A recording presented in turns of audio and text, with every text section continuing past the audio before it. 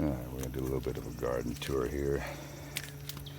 A small garden. I've got bug and bird netting all the way around it. Got leftovers from the broccoli this winter. They finally took off. Nice thick stalk.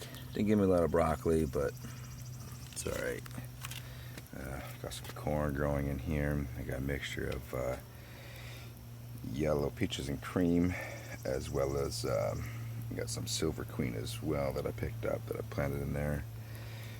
We've got our straight 8 cucumbers, what's left of our sugar snap peas over here, along with a trellis. Put that in this year, and also put one adjacent to it for the honeydew melons. And then I've also got back here on the back side, you might not be able to see it just yet, but I got some pickling cucumbers that I've also got growing. Look at that. Nice ladybug. Kill off the insects I don't want in here.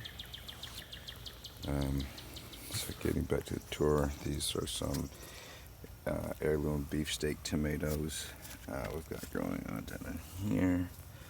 On both sides, we've got some more that are back there. There we go, there's a trio of them. Let's come back out. We got some melons. Yeah, little bitty melons going on. I hear a bumblebee. Come back over here. These are some cherry tomatoes, and this little guy is struggling. I've stepped on him about half a dozen times.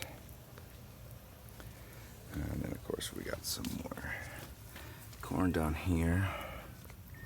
Got some squash, and you can see some zucchini back there as well. Yeah, quite a bit of it. This year I tried something a little different. I've been staking with bamboo stakes for the plant to grow upwards. As you see, instead of falling down and taking up a large area, which I don't have here, staking them, letting them grow up, and trimming down extra sun leaves that are crowding out the others. Come back out, give another little tour of the rest of what's going on. I've got some pineapple plants going on here. I'll be glad to get the greenhouse back up, so I think they'll do much better than being indoors.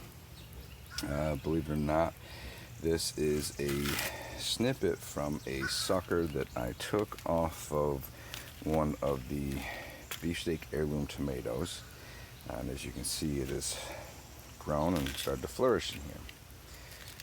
We got some strawberries in our pot over here. I found these alongside the curb at our last residence. Somebody was throwing them out.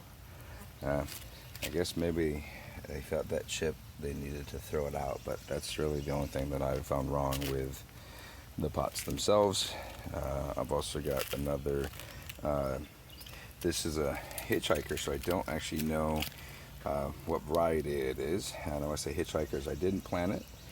It came up in between the wood that's in there separating the two sections of bed.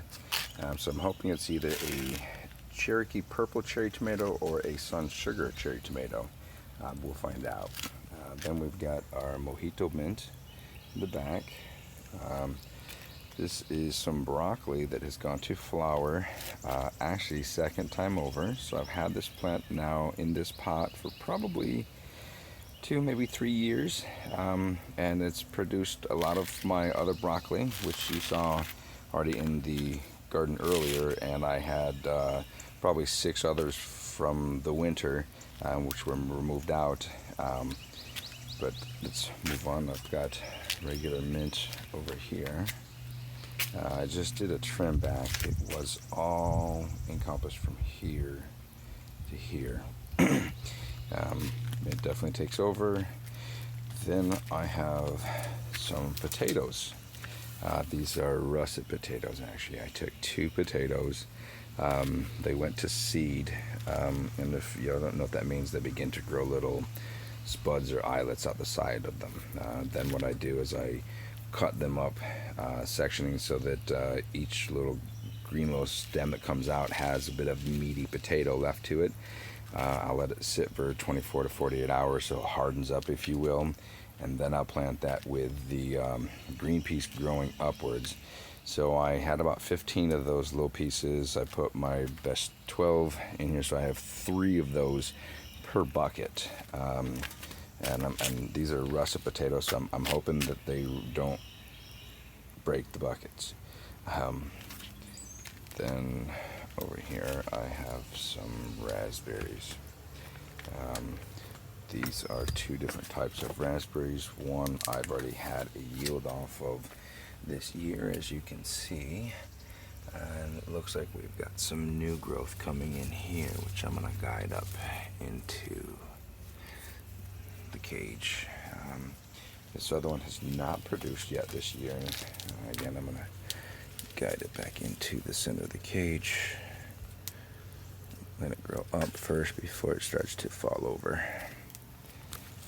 But I do plan on filling this in with a few more raspberry plants and bushes.